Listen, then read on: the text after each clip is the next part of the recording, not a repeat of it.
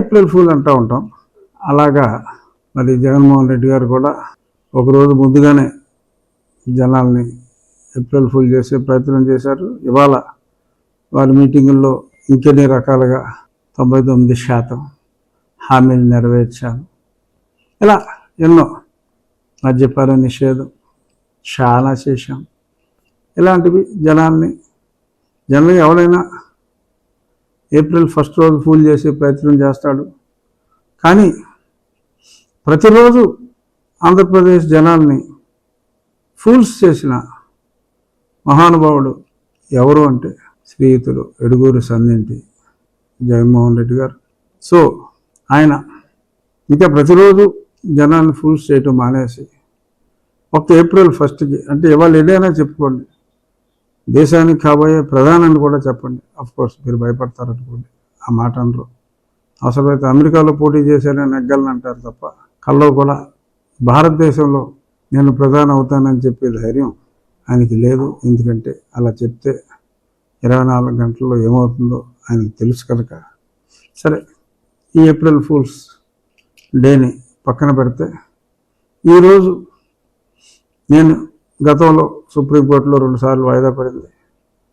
ఒకటి, జగన్మోహన్ రెడ్డి గారు సుమారు ఒక 3000 సార్లు ఆయన మీద ఉన్న 11 ఛార్జ్షీట్లలో బాగా వాయిదాలు అడిగినట్టుగా రికార్డులన్నీ సమర్పించి, ఇంక ఈ కోర్టులో ఉంటే ఎలాగే వాయిదాలు అడుగుతూ ఉంటాడు, ఆయన ఇస్తూ ఉంటాడు. దానికి తోడు హైకోర్టు నుంచి కూడా అసలు నువ్వు వెళ్ళక్కర్లేదా, నువ్వు తోపి, నువ్వు సీఎంవి అన్నట్టుగా ఒక ఆర్డర్ కూడా ఆయన తెచ్చుకోవడం జరిగింది.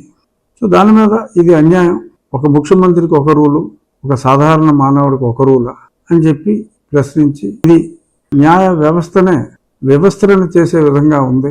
ఇదే సుప్రీంకోర్టులో 77 వాయిదాలు అడిగితే, ఇంకొక వాయిదా అడిగితే ఇచ్చిన బెయిల్ను కూడా రద్దు చేయమన్నారు. మరి ఇక్కడ ఇన్ని వేల వాయిదాలు అడిగితే అతిగతి లేదు అని నేను, ఏ ఒక్కరూ కూడా ఈ పిటిషన్ వేయటానికి ఆంధ్రదేశంలో ముందుకు రాని పరిస్థితుల్లో నేను ముందుకొచ్చి, నేనున్నాను అంటూ ముందుకొచ్చి నేను ఈ పిటిషన్ వేయటం జరిగింది. అలాగే నేను గతంలో అప్పుడు కూడా జగన్మోహన్ రెడ్డి బెయిల్ రద్దు చేయడానికి ఎన్నో అవకాశాలు ఉన్నప్పటికీ ఏ ఒక్కడూ కూడా ఆ బెయిల్ రద్దు చేయాలని అడిగే ధైర్యం లేని పరిస్థితుల్లో నేను ఒక్కడనే ధైర్యం చేసి ఆ పిటిషన్ వేసిన 20 రోజులకి ఆల్మోస్ట్ ఏమో చంపేస్తే స్వర్గానికి వెళ్ళి ఉన్నాం, నరకానికి వెళ్ళి ఉన్నాం, నాకైతే తెలియదు. కానీ మన హిందూ శాస్త్రం ప్రకారం చచ్చినవాడు పుణ్యం చేస్తే స్వర్గానికని, పాపాలు చేస్తే నరకానికని సిద్ధాంతాన్ని మనం నమ్ముతాం. కాబట్టి ఎక్కడో దగ్గరికి పంపించడానికి జగన్మోహన్ రెడ్డి రెడీ అయ్యాడు. బట్ వెంకటేశ్వర దయతో చాలాసార్లు చెప్పాను ఇంతకుముందు, అంటే ఆ పిటిషన్ వేసినందువల్ల ఏ ఒక్కడో ఈ రాష్ట్రంలో జగన్మోహన్ రెడ్డి తప్పుల్ని చూపెట్టడానికి ముందుకు రాని పరిస్థితుల్లో నేను వేసిన ఆ పిటిషన్ వల్ల నా ప్రాణం మీదకి నేను తెచ్చుకున్న ఆ వ్యవహారం హైకోర్టు మీదుగా సుప్రీంకోర్టుకు వచ్చింది. గతంలో వాయిదా వేయటం జరిగింది. ఇప్పుడు మళ్ళీ ఈరోజు ఈ 2 పిటిషన్లు విచారణకు వచ్చినప్పుడు ముక్కుల రోతగి గారు రోజుకి 10-30 లక్షలు తీసుకుంటారు. మరి ఆయన జగన్మోహన్ రెడ్డి గారి తరఫున అఫ్కోర్స్ ఇది ఆయన పర్సనల్గా పే చేసుకోవాలి. ఎందుకంటే ఇది నేను ప్రభుత్వం మీద వేసిన కేసు కాదు, వ్యక్తిగతంగా వేసిన కేసు. సరే, ప్రభుత్వం కేసులు కూడా ఆయనకి చాలా ఇస్తాడు కాబట్టి ఆయన అడ్జస్ట్ చేసుకుంటాడో మనకు తెలియదు, మనకు అనవసరం కూడా. సో ఆయన ఇంకా బ్యాటరీ ఆఫ్ లాయర్స్ వచ్చారు, 6-7 వచ్చారు వారి వెనకాల.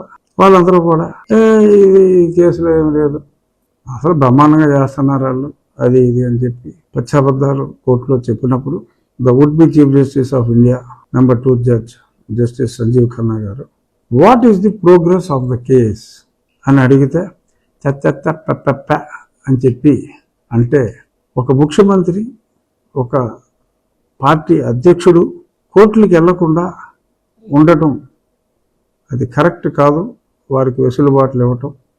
The trial shall go on అని చెప్పి అని CBI additional solicitor general SV రాజు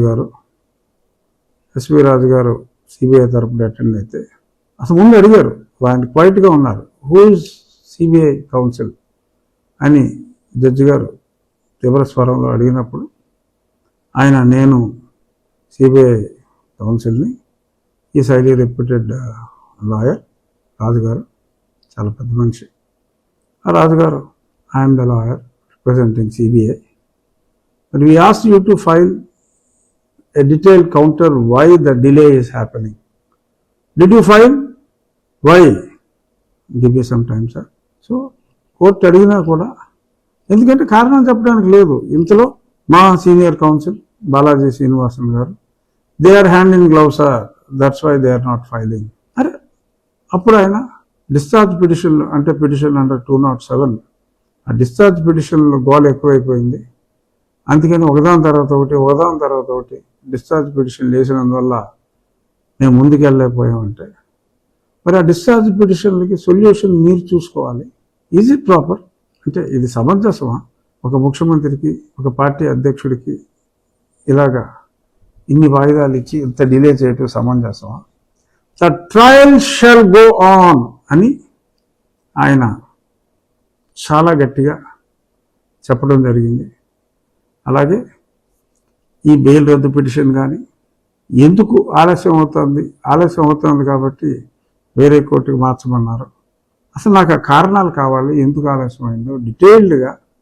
ఏముంటుందంటే కారణం చెప్పడానికి, వారానికి 60 లక్షలు ఖర్చు అవుతుంది అంచేత నేను ముఖ్యమంత్రిని, సో కాబట్టి నాకు టైం కావాలంటే, అయితే ఒక ముఖ్యమంత్రి కాబట్టి అడుగుతున్నట్టు, అయితే బెయిల్ రద్దు చేశారా అని చెప్పి వెంటనే జడ్జి గారు అనొచ్చు.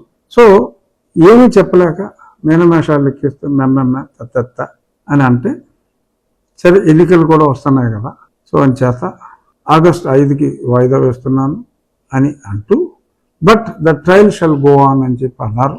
మరి చూడాలి ఇప్పటికైనా మరి వీరు పిలుస్తారా, హైదరాబాద్లోని సిబిఐ కోర్టు వారు వస్తారా అనేది ఇట్స్ $1 బిలియన్ క్వశ్చన్.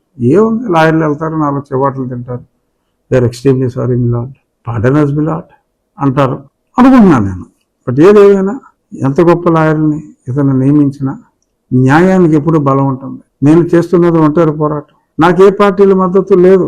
మీకు ఈ పార్టీకి అర్థమైపోయి ఉంటుంది, నాకు ఏ పార్టీల మద్దతు లేదు, ఎందుకంటే నేను ఏ పార్టీలో సభ్యుడు కాదు. సో కాబట్టి సభ్యుడు కాని వారికి మద్దతు ఎవరు అని అంటున్నారు మరి.